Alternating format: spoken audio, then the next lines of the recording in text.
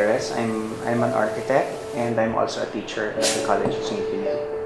Yeah. Hi, I'm Gutierrez. I teach at UP Diliman. I'm a sociologist. We are parents of Matthew Gutierrez. How old are you? I'm 16. Say hi, everyone. Hi, everyone. We found out when he was around, officially, when he was around 3 years old, because we saw a developmental pediatrician. Our pediatrician also suggested because he's not hitting the milestones expected of a child's development. So Tapos there are, you read about it and then you see some signs that were not so, not exactly so nice. Like his eye contact was exactly there. Nung una nandun, tas nawala eh. In fact, the language was there and then slowly, bakit nawawala? So they were, call them warning signs. So that prompted us to visit the developmental pediatrician, and then he was tested, and then that is what confirmed it. Can you tell them what this is about? Useless misery. Yeah. Did you make that yourself? How did you do it? Just like his 70th anniversary in 2015. Yeah. He was choosy. We call that there's that little honeymoon period na una, friendly siya, and then he will assert himself. Hindi yan makikinig, but it's really testing. So you have to talk constantly with your therapists, kami, to see how you have to adjust. Kasi he cannot exactly express what he wants. Tayo itong adults, we should be the ones to figure out what is it that he wants and how do we adjust. As parents, we felt that we should not be acting as therapists per se, but we adopt what the therapists also do and apply it to real-life situations. He's a very visually talented child.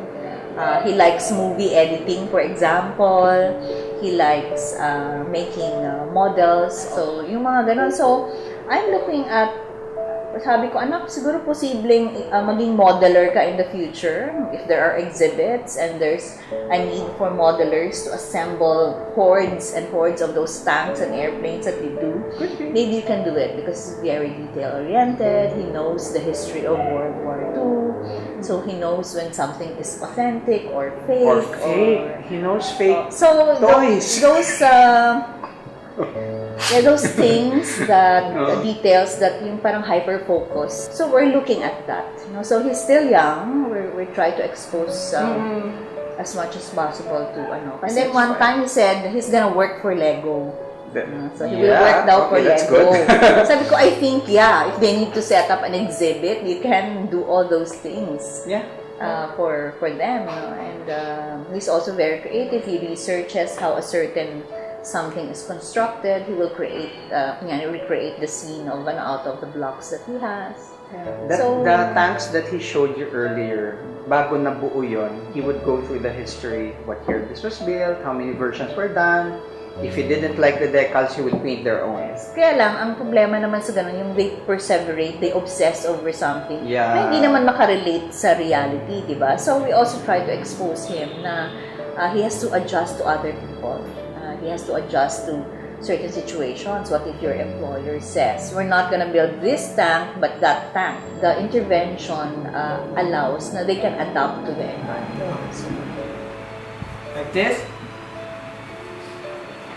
Ow! Matthew, okay.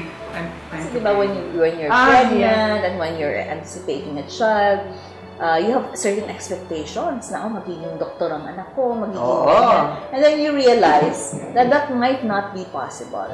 But still, meron palang mga possibilities na pwede sa kanya.